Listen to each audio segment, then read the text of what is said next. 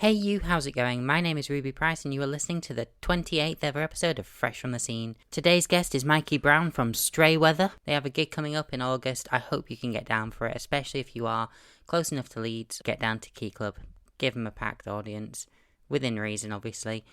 But yeah, I hope you enjoy it. Let's get on with it. This is episode 28 of Fresh from the Scene. Please enjoy.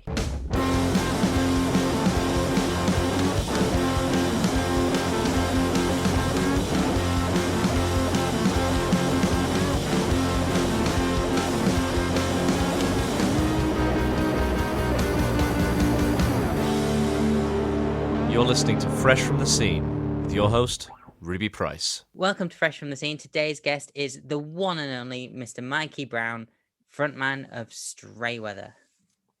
How's it going? Hey. I assume that's my cue. I'm not going anywhere. I'm right here, but I am doing very well. Marvelous, some would say. And thank you for having me. I wanted to get on here for a while. Turns out you also wanted to get me on for a while. And I think I kind of invited myself around, really. So thanks for that. Yeah, no worries. Like I said, you were one of the artists that when I was coming up with Fresh from the Scene, I made a master doc of like every single artist that I could possibly think of.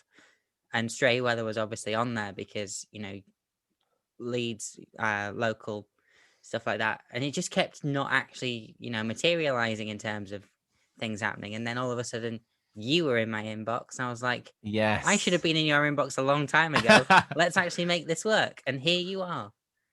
To be fair, it's been a very quiet time. I was going to say a year or 2 years or something, and I didn't because I don't know how long it's been. And this isn't just a case of COVID and all that. It's just a case of, I don't know really, but essentially now is it's a new start. It's a new chapter and we're bigger and better than ever. But I don't want to say too much because I imagine I might ruin some potential questions.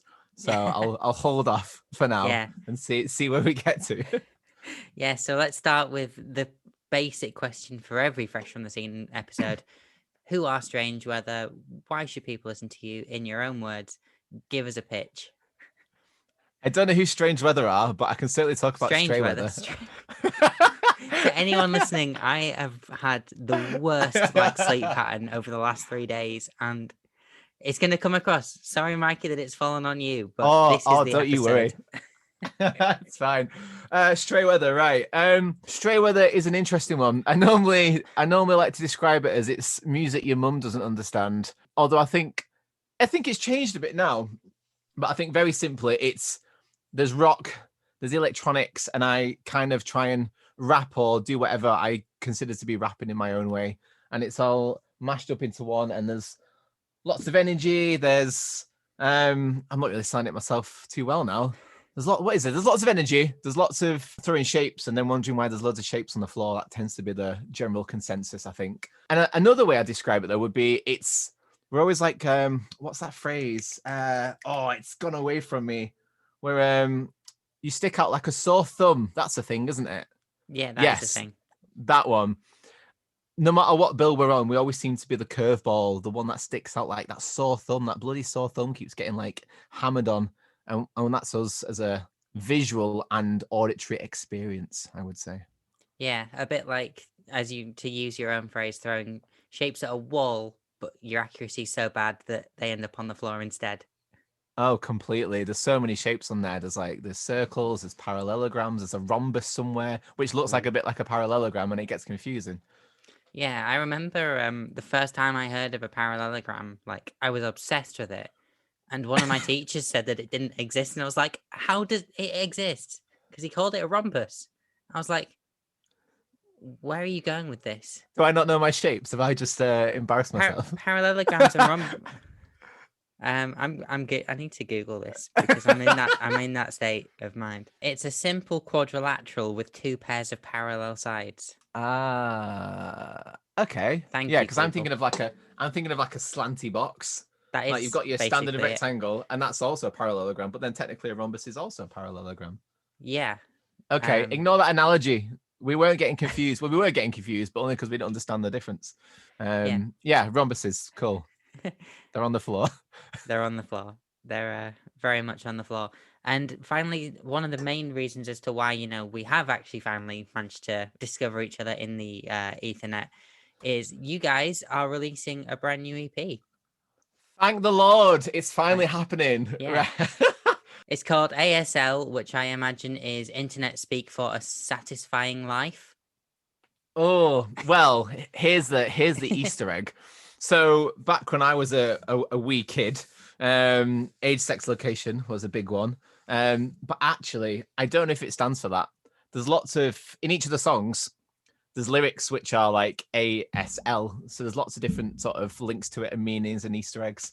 So I don't know really. I guess it does allude to the whole sort of digital age and medium, not necessarily back to MySpace and stuff. I'm really showing my age now.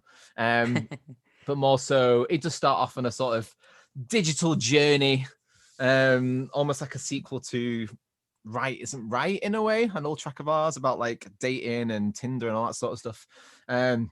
But it definitely goes on a bit of a journey and a bit of a narrative and a not a tangent, but a bit of a car crash, let's say. And I don't want to say much more unless you ask. But I don't know. I'm kind of excited to people to delve in because to me they're all individual songs that you can get into and just appreciate on their own. But I've always been a fan of EPs and albums. I'm not really the kind of person who just puts on like a single song. For me, it's that collection of songs in that time period from that artist. And I really wanted to make sure that they work as their own little beautiful set. And yeah, there is a narrative throughout the songs as well, which I hope people dive into and enjoy and understand really. But yeah, it's been a long time coming. It really has. We started it, I think, literally. This isn't a hyperbole. I think we literally started it in 2018. So for us to finally be at a point where I can say yes, it's definitely coming out on the 6th of August. It got uploaded to the distro today, with the 6th of August 2021, so it's definitely happening. I posted about it and said it's coming out on this date on Instagram and Facebook as the advert as you helped me with just before we started. So it's coming out. It's finally happening and I can't believe it. I'm surprised but very excited and nothing's going to stop it now. It's got to happen. It's got to happen. Definitely got to happen, especially now that you have, paid for DistroKid. Sweet.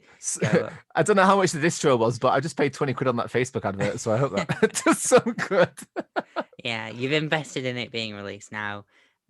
So, fingers crossed this is some forward momentum for Stray Weather. Hey, that was good. That's one of our songs. That was a very good reference. That was really good, actually. I'm really impressed with that. Clearly, someone's been listening to the EP. I mean, I have to thank you for sending me an advance copy, especially in preparation for this, obviously, because it helps to know what I'm talking about. Oh, of course. And I feel like it's such not a departure, but I feel like it's a good evolutionary step for what Stray Weather is and where Stray Weather's going.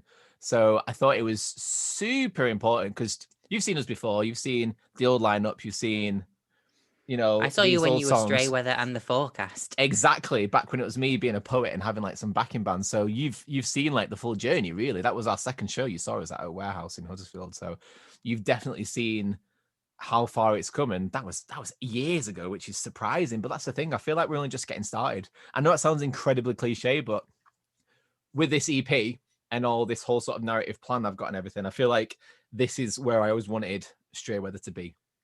And it's taken a while to get here, and there's been different things that have halted it and carried it on, and it's just been a bit weird trying to get there. Sorry, I'm trying to not burp as well. It's here, it's now. So yeah, you're very welcome. I'm glad you could listen to it and hopefully enjoy it. I don't know. I've not actually I've not had a response from you yet in terms of if you like it or not. Oh, I definitely enjoyed it. I've listened several times. Just waiting for a platform I can listen to it that's actually monetized. So that it's not just me stealing some, ad time from not Spotify, SoundCloud. They're owned by the same company. Are they? I didn't know that. I'm 90% sure that's because if I remember correctly, SoundCloud was going to go like under and just disappear, and then Spotify came in and bought it. But I might be misremembering. But I am 90% sure that Spotify owns SoundCloud. That doesn't surprise me at all because Spotify is a behemoth of the music streaming platform world. and SoundCloud is for all. It's just rappers, isn't it? I've just realised I am a It- SoundCloud rapper now.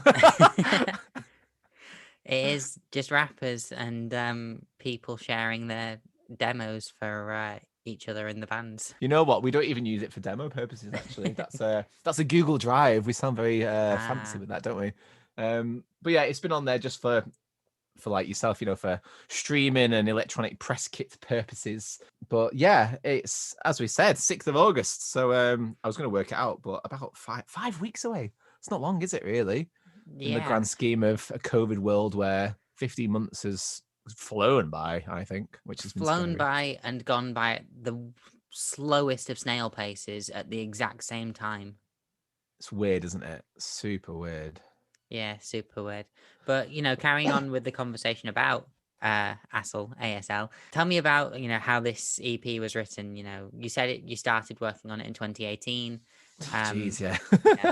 Listening to it, there are a lot of as you say, there's rap and electronic and hip hop, but there's also rock and metal and even, real instruments, which is, a refreshing change given that I've heard you live and I know that you've used real instruments. But they've never really come across, particularly on Ever Endeavor and Tragedy. So, tell me about writing ASL. When it came to starting ASL, in the past, we've always written in the box. So writing within Logic Pro. Normally Steve, our old drummer, or Dan, the current guitarist, would just come up with some crazy idea in the drive, in Logic, throw it in the drive, and then we'd listen to it and I'd be like, oh, we should do this here, or Dan would say something, or Steve would say something, and it would just evolve from there. But with ASL, we actually were together at practice, and we, in a very classic way, we tried jamming. So when I come up with ideas, I'll beatbox and some sort of drum pattern, or I'll just hum something, and the guys will try and interpret it. It'll never be the way I imagined it, but they'll always make and do a better job of it. And I'm like, okay, yeah, that's cool. No, that's it. That's the one. That's way better. Do that. And it just evolved from there. So in a way, it was a more natural writing process, trying to be a bit more band-like, I guess. But at the same time, whenever we have written stuff in Logic like that, it's always been a case of, right, we've written this, how do we do it live? And a lot of the electronic stuff does come down to, it used to be a sample pad, but now it's on backing track. So that's not stopped us, but it allows us to just do a bit more, I guess. And then when it comes to to Steve's drum beats that he was coming up with, some of the bits would be on so we had this Alesis sample pad. So he'd hit, say, the top corner and it would trigger a 4-bar loop. Whereas now I think some of the percussion is in the backing track, but otherwise our new drummer, Tom, is having to do all these crazy rhythms that technically shouldn't really be too possible, and they're a bit difficult, because Steve would be playing things he'd hit one thing which would do something for 4 beats and then 4 bars, and then he can just go, right, I'm going to now do this and do that. Whereas Tom's having to use his legs as well, because Steve was standing up doing it. And yeah, that doesn't really make too much sense. But basically ASL was written in more of a normal format from what you'd expect. But when we've gone back to doing new stuff now, because we've already started on a new EP during lockdown last year, we've kind of gone back to the whole writing in Logic, but because we were doing it like this, we were doing it over Zoom, over FaceTime, we were watching Dan's screen as the screen here in front of me. So we've just had to adapt and change over time, but it's been interesting. It's really changed the way we're approaching writing, especially during lockdown, but we've kind of gone back on ourselves, but that's kind of where we've come from anyway. So yeah, ASL was mostly live stuff that's then been tweaked in Logic, and then I just throw down lyrics at home, send that over, and the guys have always been very honest with what they like and what they don't like. And then yeah, it's all recorded at home. We've never been to a studio or anything to record, which is a shame, because I do quite like the idea of that whole sort of, we're going into the studio and locking ourselves down and getting into that whole vibe, but it just doesn't really, it's just not really, well, we can't afford it, but I just don't think it would really work. I don't think it would really work for us, to be honest, because a lot of it is processed digitally, and then we try and figure out how to do it live. There are more guitar parts in there, so we could record guitars and we could record a full live kit now for new stuff, but I don't know if we would, to be honest. I think Stray Weather is now this very digital and electronic production, but there are the guitars in there which bring in the riffs. It's got a bit more rock, a bit more metal. We've got the live kit live, like the full acoustic kit. So I don't know if we'd record it on record. I just think it makes it sound so much bigger and better live. So I mean, going off what you were just saying, obviously, like there are some genres of music that very much lend themselves to, going to studio, doing everything, the way that it's meant to be in inverted commas. But then, there are some like that just, such as yourselves, the bedroom studio is enough. The doing it all yourself, one of the biggest albums of the 21st century was recorded in a bedroom studio. Granted, a very expensive bedroom studio, but Billie Eilish is all set up and stuff. Oh, yeah, of course. It just, it's led to this whole discourse of, is the studio necessary anymore? And, for some genres and some acts, yes, absolutely. For some, the studio would never even enter the equation. I'd like to, but I think when it comes to studio, you're not just getting a studio, you're getting that producer, you're getting that extra person who's going to bounce ideas off you, and you essentially write stuff together, and you probably record stuff together, and it's more of a collaborative partnership, whereas it's just all been ourselves the whole time. But it's that idea of bedroom recording and stuff and DIY that makes me realize, if it wasn't for technology, like Stray Weather wouldn't be a thing. Like when it was me doing the poetry and then creating the backing tracks for the new stuff as I was like looking to evolve the project, that was all again written in Logic. And if I didn't have Logic or my MacBook, and that wasn't, that whole technology wasn't a thing, then I couldn't have done it on guitar and bass and stuff. I can play a bit, but not comfortable enough to write. And it was all the early Stray Weather stuff was all just samples that I just threw into Logic and just played around with it. And that's how I came up with everything then. So it's very different now, but yeah, it's interesting thinking where it's come from and what it is now, and how it is very tech based, incredibly. Yeah. I mean, I released an EP in lockdown. Like that would never have happened without, technology and like me just having access to Logic and stuff. So yeah, grateful for technology, sometimes very scared of it. Oh yeah, I've seen Black Mirror. I've seen the one when Anthony Mackie makes out with, I say make out, he fucks his friend every year. That's fun. Have you seen that one? Have I just ruined it for you? I haven't seen a lot of Black Mirror. The ones I have seen are all sort of based around like it never really like clicked with me, Black Mirror. Like the episodes that I saw were all right and had interesting ideas, but a lot of them were also just like ideas that I'd had in middle school, like, oh, what if I could take photos of things with my eyes? What if I could record my life back? That's although I never thought, what if the Prime Minister fucked a pig on TV? Oh man! Until David Cameron came along, but yeah, there's that whole rumor, wasn't there, that he did in uni or something. You talked about stuff being in a live setting when you were talking about how you were recording ASL. You are playing a gig, fingers crossed. Touch wood that July 19th goes ahead. But yeah, Stray Weather, Key Club, Leeds, August 7th, 2021. Great venue. Amazing. We do have potentially one show before that, but I'm kind of waiting to make sure it gets confirmed because again, COVID, and there's a few after that, and just confirmed another one today in Huddersfield actually. But yeah, Key Club's definitely become like our spiritual home, I guess I could say. I've known JD, one of the Slam Dunk promoters, for a few years now. I say a few years, for ages actually. There's literally the start of my camera roll. I think it's like the third line down is photos of the Wonder Years at this house show in Leeds, and JD's in the background. So we've been in the same spaces ages, and I've just met him through different bits and stuff from throughout the years. But yeah, JD's always supported us and always does what he can for live acts around Leeds and stuff, which is great. So it's amazing that we have the opportunity to headline a wonderful little venue. And we played there twice before. We've done headline, we've done supports and stuff. So no, two of our headlines, sorry, and one support. But yeah, definitely excited to have that. And we've got our friends from Liverpool, Thunder and the Giants, coming down, very Weezer Nirvana-esque. They're wicked. Fun fact, I became friends with Josh, their singer, because he's a promoter in Liverpool, and we became good friends because I accidentally took his bag home after a show once and then was in constant contact the whole night and trying to get it back to him. And then our other friends in Stay Safe, you can probably guess when they formed. One of my friends, the guitarist, Chris, my mate, we've been mates since college. So This is like what, 2008, 2009, so a long time. And drummer also Lee, and we went to college together as well. So yeah, I'm super excited. It's nice to get Josh over and return the favor. It's going to be amazing first gig for Stay Safe as well. So it literally just is a lineup. I went, hey JD, can these guys play? And he was like, yeah, sure. I was like, cool. And that was it really. Like he's just sorted everything out. He's, done all the usual admin and stuff. So very excited for that. And I want everyone in the world to come, not because I want, people's money, but because I just want a crowd. I just want to play these new songs to a crowd, and we're going to perform the EP in full, which I wish more bands did that. I wish more bands played albums in full, because as I said before, I listen to an EP, I listen to an album. It's that moment in time, and I've been fortunate enough to see some albums performed in full.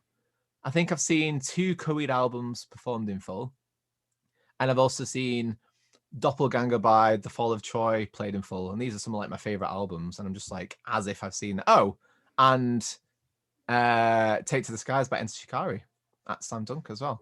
I missed that Slam Dunk. I'm so annoyed about it. But was Doppelganger the one that had FC Premix, or however you're supposed to pronounce it? FCP Remix. Yeah, I can't remember where it goes now, but that tapping thing. Bam, bam, bam, bam, bam, bam. Yeah.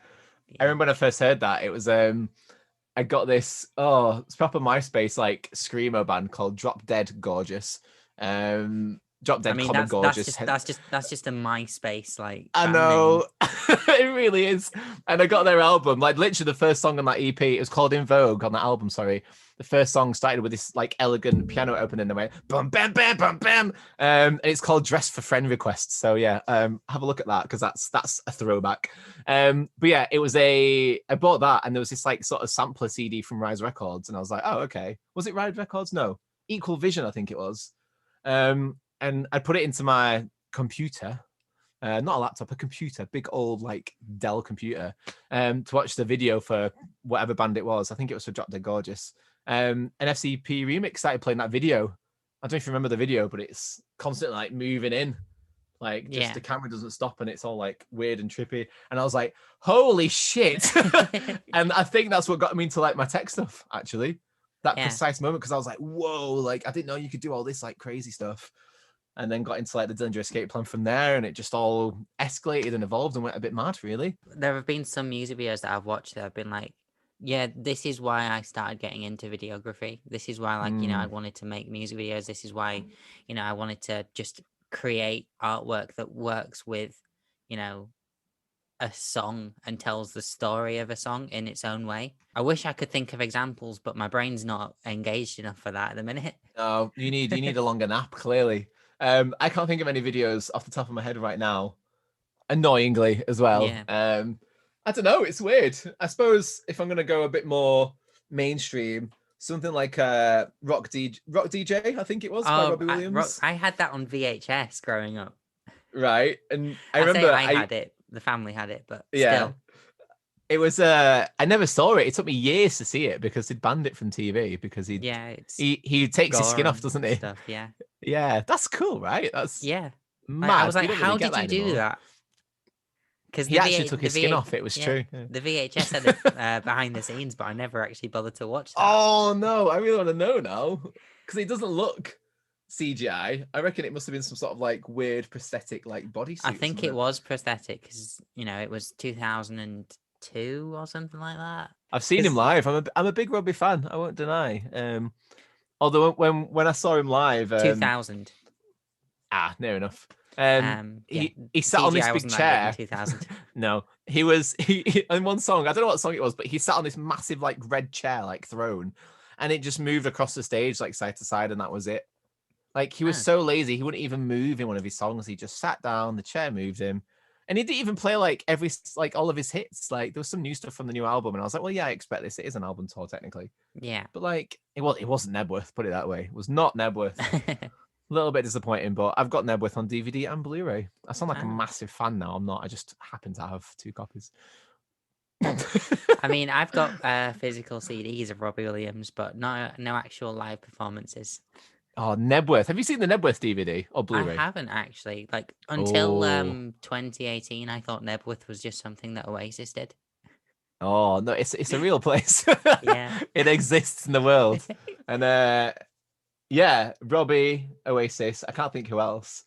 I think another big one would be Milton Keynes Bowl. No. Bullet in the Bible, Green Day. That was there, wasn't it? My Ken was supposed to play there last year and then this year. I think it was literally supposed to be like in 2 weeks or 3 weeks, but that's been rescheduled again because of a pandemic or something, apparently. Yeah, I've heard that something like that's happening. Yeah, unfortunately. Sorry. No, just kidding. I'm fine. I'm good. It's okay. We are separated by a screen and several miles. Yeah, several miles. A lot of miles. Yeah, what were we talking about? We're talking about albums being played in full and like EPs. Yeah. We're playing ASL in full at We are, Key yeah. Club. Yeah. I saw As It Is play their debut record and previous EP in full at Deaf Institute, which was fun.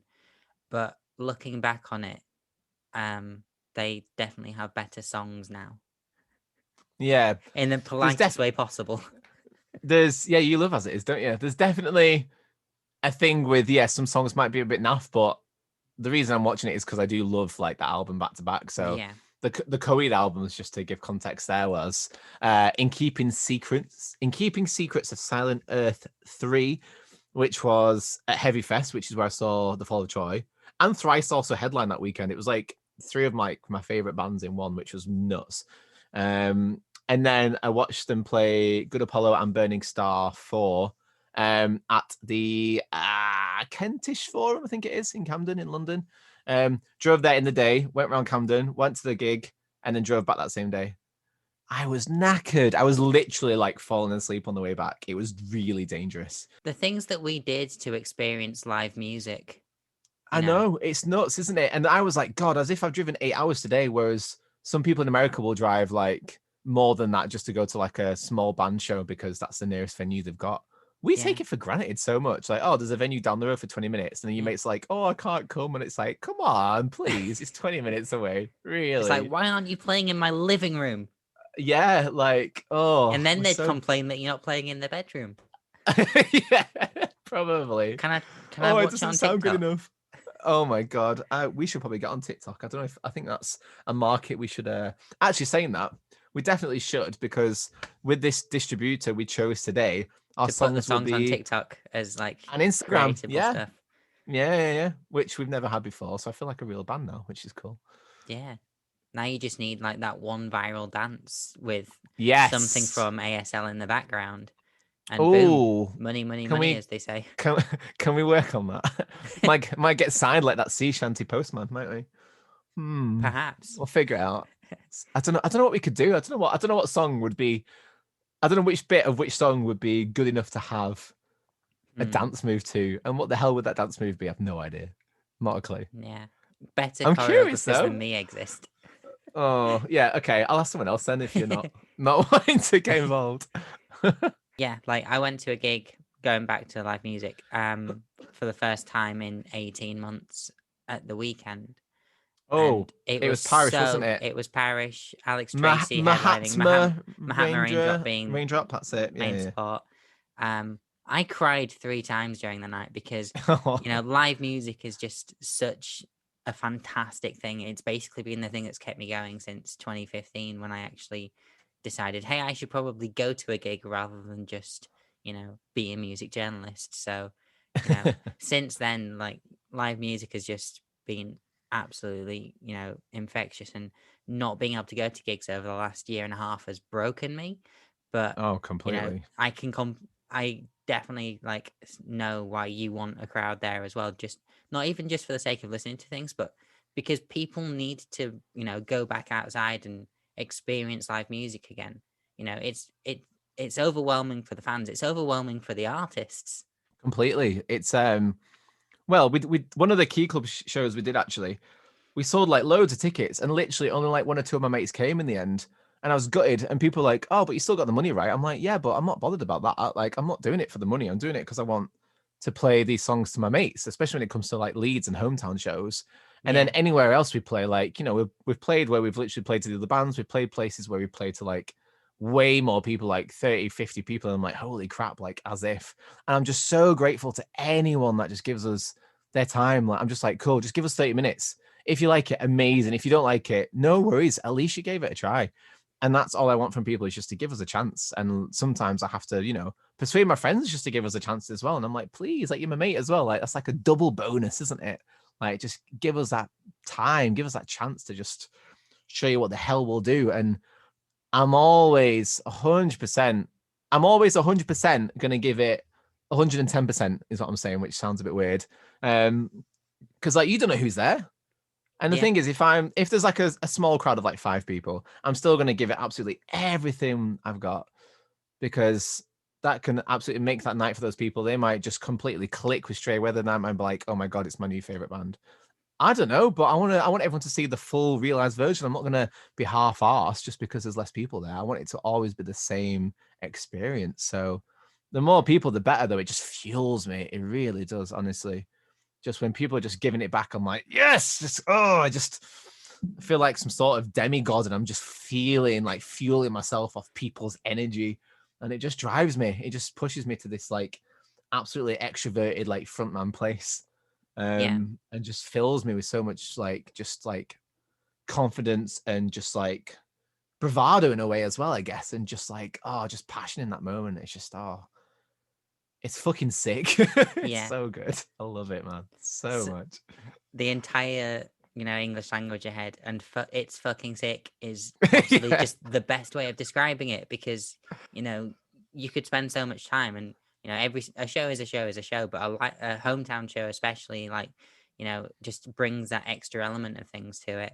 And when absolutely. you've got that like synergy between artist, crowd, venue as well,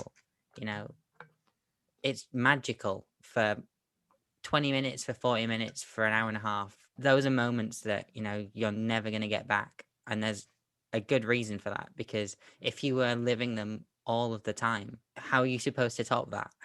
Who knows? I don't know.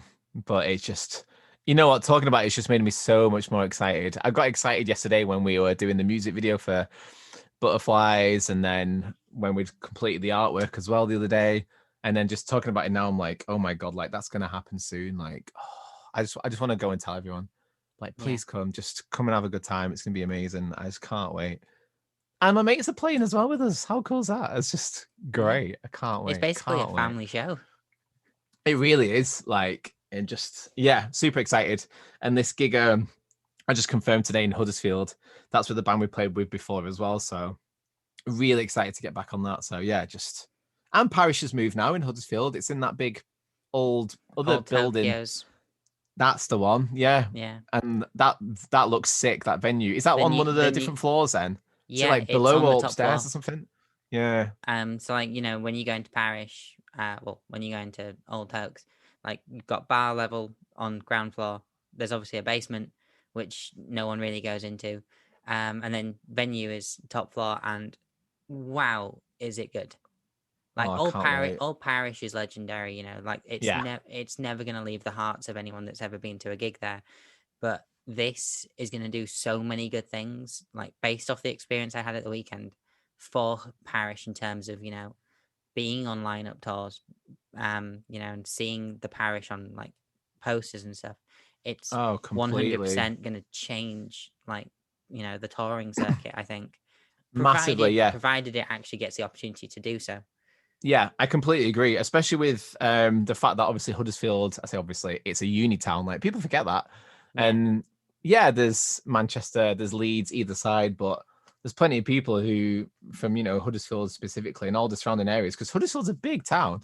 I'm sure there's a lot of people that they can tap up there. And even then, when you think of like Manchester and Leeds, there's other towns and suburbs nearby that people travel to. So I don't think it's necessarily going to split the crowd as such. I think if anything, some people might go to both, or it might just entice more people to come down. But I think it's amazing. I mean, Blood Youth are definitely like sort of making waves a little bit at the minute, and they've just announced a tour with Huddersfield there. It's not quite a city tour, like it is more like towns and stuff, but the fact that Hoods is on there and Parish is fantastic. So I assume Mikey's booked all that, Mikey Baird. So shout out to him, because he's been amazing. He's booked Stray Weather before. He's booked loads of other bands that I've done. And he's booked some of my favorite bands that I've seen there. So good on him. Absolute legend. I think anyone who knows Parish will probably know him. Yeah, the things that Mikey has managed to do with Parish, like while she sleeps, were there. Yeah, that baffles me. Given Every Time I Die, The Bronx. That's who I'm thinking of. Every Time I Die. I missed that one annoyingly, but I saw The Bronx and that was nuts. It was so sweaty. It was amazing. Yeah, it's like rightfully so. Shout out to Mikey Bed. Yeah, absolutely. Cheers, pal. You're an absolute legend. Sorry, a bit of a weak clap that sounds like, but yeah, maybe put some in post afterwards. Woo! Are there any particular tracks on the EP that you want to talk about? Oh, I mean, I don't know how much like you're obviously wanting to talk about like pre-release, but listening to Are You Okay is a very powerful experience. Yeah. Okay. Yeah. Are You Okay? So originally the EP was going to finish as it is on Headlights, and then Are You Okay came at the end. It was written like it's the quickest song we've ever written, no doubt about that. I think it was like May or June last year, whenever my nana died. So that was during lockdown. It's the first sort of like death in the family. Like there's been like a great auntie, and my granddad died, but when I was like 3 weeks old, so obviously I don't remember that. And this is the first sort of death I've had to deal with, really. And I knew it was coming. I was expecting it for years and years and years, and it came. And then the next day, I also got told I didn't get this like promotion at work and stuff.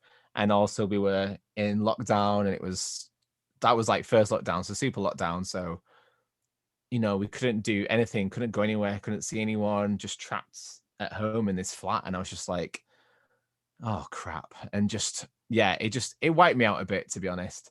And yeah, it was hard. Like, and even though I knew it was coming, and I was glad that at least my nan wasn't wasn't going through what she'd been going through, it was still difficult. And that week as well, we would, my auntie and I, because she lived in Luton, she was looking after her quite a bit. We planned to do a FaceTime so I could see her. And that was like the Monday, but my nan wasn't feeling too good. So we said, oh, we'll arrange it for another day. And then it was the Wednesday when she died. And I was like, oh crap. And that was tricky, and it was so close. And I was just like, yeah, as much as this EP is, all this narrative, this whole made up thing that I've gone for, I won't allude to more than that because there's more to come. But anyway, yeah, some of the songs are influenced by certain events, and that one's the biggest. It fits in with the story, and not in a tangent way. It does make sense to everything, so it fits in well. But yeah, it was heavily influenced by that whole situation, and like pulling up to the cemetery and like doing the whole procession there and stuff. I just remember like pulling up, and I was just parked up, and I just started crying. I was just like, no, like I'm not ready for this. And yeah, it was awful. But in terms of the song itself, like the lyrics came out really easily. I'd had these chords for ages that I always just seemed to play whenever I picked up a guitar, and Dan completely took it and just ran with it and just made it into something quite special, I feel. And yeah, it just fit the end of the track. I think Dan at first he was a bit worried. He was like, are you like, are we going to be able to put another song on? And I was like, well, at this rate, we're not going to release this anytime soon anyway. I'd rather release it when we can go out and play it. As much as it would be nice to have content for people, I wanted to, do it properly and give it justice after it already been so long. So I'm glad we've done that. But yeah, it means a lot. I don't really know how it's going to fit into the set live, because I always want to have big, punchy, bold songs when it comes to live. So it'll be interesting to see if we fit it in at all. Obviously, we will do for this, for the launch show, because we're playing it in full, right? That's the whole point. But yeah, I feel like it might get emotional if people know the words and they sing them back. I feel like that might make me cry, which is fine. I'm all for crying at a gig, and if someone's singing my own words back, it's going to be pretty emotional, especially for that song. So it'll be interesting. But yeah, as much as it is about my nan, yeah, it's I say but for the listeners, the chorus is never really found out, never really knew how to answer the question, are you okay? Are you okay? Yeah, because so many people just constantly, are you all right? You okay? And I'm like, yeah, sure. I don't know what to say. Yeah. We lie all the time, don't we? Like we always say, yeah, I'm fine, and you're not, but you don't always want to talk about it. That's the thing. And as much as there's been such a big movement in, especially for men's mental health, like, talk up and stuff, speak out. Let's know how you're feeling. Like, you don't always want to. I think if anything, there's been too much of a push that we have to talk, and you don't have to talk. There's different ways of dealing with it. And I got through it in the end. Yeah, I spoke a bit with some people, but It's just like, how do I embody all these emotions and feelings? How do I portray that into any sort of lexical sense, just to just tell someone, just to say, am I okay? Just to answer that. It's such a simple question, but it's not, is it? It really isn't. It's not a closed question, is it? It's an open question, really, in my mind. Yeah. So yeah, it means a lot. I'm glad the EP ends on that. It's a bit of a different track to the rest, as I'm sure you'll probably agree. But yeah, that one goes out to my nan, Patricia Brown. She was wicked. She was really awesome. And I hope she would have liked it. I don't know if she would have, but she liked Elvis, so she might not have done. Yeah. But what would your grandmother say? Yeah, that's another reference to an old song. What would your mother say? I really cringe at that song now. The lyrics are so cringe. I don't know if I've ever said this properly out loud, but basically it was about all the knobheads I used to get when I worked in Nando's. Yeah. They were just really rude. And I just thought, what would your mum say if she knew you were doing that? And it just became this stupid tagline in this song. And it's just, yeah, we don't play that anymore. I refuse to play it. It's just so, like, we've got better songs. And even though some of the older songs are better than that, I can't. It's Our Creep by Radiohead. Just no, that was an old version of us. We don't do that anymore. Yeah. As if I've just compared us to Radiohead. That was something, wasn't it? What would your grandmother say? That's good, that. But yeah, thank you for that.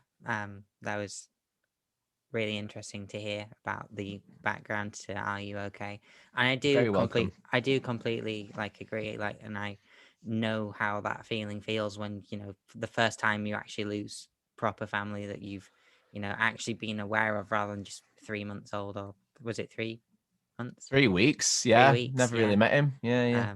Yeah, like, it's indescribable, like the feeling of it, but being able to put it into a song and carry on her legacy, Patricia Brown. Yeah, absolutely. And the thing is, as much as it is, a song by me and Dan about my nan, like, I hope it gives some sort of closure for other people as well. I hope it kind of gives people some sort of guidance.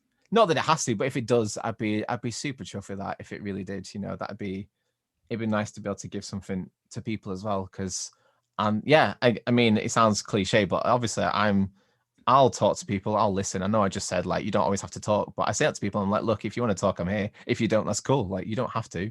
But I'd happily do that anywhere. So if it's a friend, if it's like, someone watching at a gig, like, yeah, completely. So let's do it.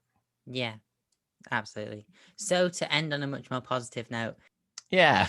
On a much more happy and cheerful note. Stray Weather ASL, 6th of August, 2021. People should 100% stream it. Are there going to be physical versions at all? Oh, you know what? No, it's not a spoiler. It's something that we have not considered a single bit. So in answer to your question, are they physical? No. I mean, people don't really buy CDs. That's probably the problem. I'd rather people bought merch and stuff really as a physical thing, because that's a bit better and a bit more useful. But please buy merch if you like us, because I am owed that money back. And the merch is cool, though. It is cool. Yeah. I promise. And a very good opportunity to buy said merch would be at the Key Club the day after the release. Absolutely. Or any other live show, unless we sell out, which would be amazing. Or online. It'll be online before the show, I suspect. Depends how quickly we get them. But I know printing is underway, as well as some other bits as well. Some other extra bits aren't T-shirts, but we'll see. We'll see if people like them. I hope so. We will see. But yeah, so is there anything that you would like to plug yourself? Where can people find and listen to Stray Weather if they want to? Oh, if you want to listen to Stray Weather, just shout it into the stratosphere and someone will... No, they won't. That's not a thing. Stray Weather anywhere you look, because Stray Weather's an original name. So that's, Instagram, Facebook, Twitter. Not TikTok yet, have you just heard, but maybe soon. Just Stray Weather anywhere you want to listen. Apple Music, Spotify, SoundCloud. I don't know. Apparently we're on there, as we said. Just give it a chance. If seriously, please give it a chance. You might like it, and if you do, that's amazing. Welcome to the club. And if you don't, that's cool. You gave it a go. Not everyone likes onions, right? But you got to try them at some point. I mean, given how many things onions are in, you'd hope that someone would try onions at some point. Yeah, I think that's just me. I mean, I say that they're in everything, and I still eat them, but they're just weird. I don't They know. are It's weird. weird. Raw onion is weird. Cooked onion is just like greasy and sloppy. And that's what I'm going to end the podcast on. Yeah. So thank you very much for coming on the podcast, Mikey. Thank you for having me. Thank you so much. It was long overdue and very much enjoyable. Yeah, wicked. Go listen to the EP. It's cool, I promise. You're listening to Fresh from the Scene with Ruby Price. Thanks very much for listening. I hope you enjoyed that. If you did, do give it a share on social media. You have no idea how much that helps out the podcast, particularly with algorithms and stuff like that. You can also leave a review on whatever podcast platform you're listening to, if it allows, such as iTunes, etc. It would be very much appreciated. Thank you very much. Do go and give Stray Weather a listen. They are very good, and I am very excited for their new EP, ASL, coming out very soon. That's all from me. I will see you next week with another episode of Fresh from the Scene. Thank you very much for listening, and goodbye.